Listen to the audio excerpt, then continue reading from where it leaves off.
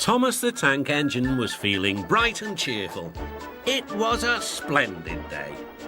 "Good morning," he whistled to some cows, but the cows didn't reply. "Never mind," said Thomas, "they're busy with their breakfast." Next, he saw Bertie. "Hello, Bertie. Care for a race today?" But all Bertie could say was, "Ouch! That's another hole in the road." "I'm sorry, Bertie," smiled Thomas. Thomas was still in good spirits when Bertie arrived at the next station. "Bad luck, Bertie," said Thomas. "Now, if you were a steam engine, you would run on a pair of reliable rails." "Huh," replied Bertie. "The railway was supposed to deliver tar to mend the road 2 weeks ago. You can't trust a thing that runs on rails." "I run on rails. You can trust me, Bertie. I'll see if I can find out what's happened." Thomas left Bertie and made his way along the branch line towards the big station by the sea. James was snorting about in the yard. "It's too bad. Percy goes to work at the harbour and I do his job, here, there and everywhere." "Take that!"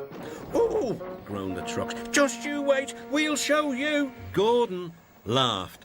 "I'll tell you what, James, if you pretended to be ill everywhere, you couldn't shunt trucks here or go to the quarry there, could you?" "What a good idea," agreed James. "Look, here comes Thomas. I'll start pretending now." Thomas was sorry to see the engines looking miserable. "Cheer up, it's a beautiful day." "Yes," grumbled Gordon, "but not for James." "What's the matter?" "He's sick," replied Gordon. "Yes, he is. I am," stuttered James. I don't feel well at all." "Don't worry," said Thomas kindly. "I'll help out if you're ill." Gordon and James sniggered quietly to each other. Some of James's trucks were coupled behind Thomas, and he steamed away to the quarry. The trucks were still cross. "We couldn't pay James back for bumping us, so we'll play tricks on Thomas instead. One engine is as good as another." But Thomas didn't hear them. He collected all the stone from the quarry and then set off back to the junction.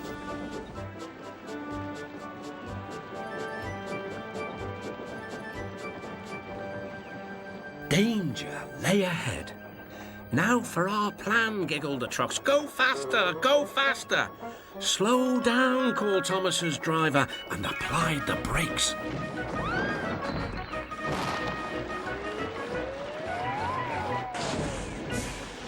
Poor Thomas stood dazed and surprised in a muddy pond as a toad eyed him suspiciously. "Bust my buffers," muttered Thomas. The day started so well, too. Duck pulled away the trucks, and Edward helped Thomas back to the junction. Suddenly, Thomas remembered about the missing tar. He told Edward all about it. "That's strange," said Edward. "A truck full of tar has been left at my station. That must be it.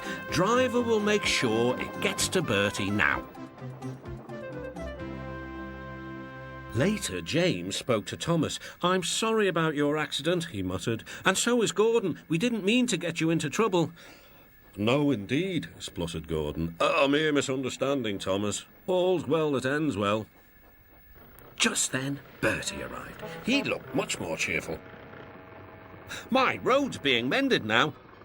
"Oh, I am glad," replied Thomas. "Thanks for all you did. Now I know I can trust an engine, especially if his name is Thomas." Gordon and James puffed silently away to the shed. But Thomas still had company. "Well, well," he sighed. "What a day for surprises." The toad, who was looking forward to a ride home, noisily agreed.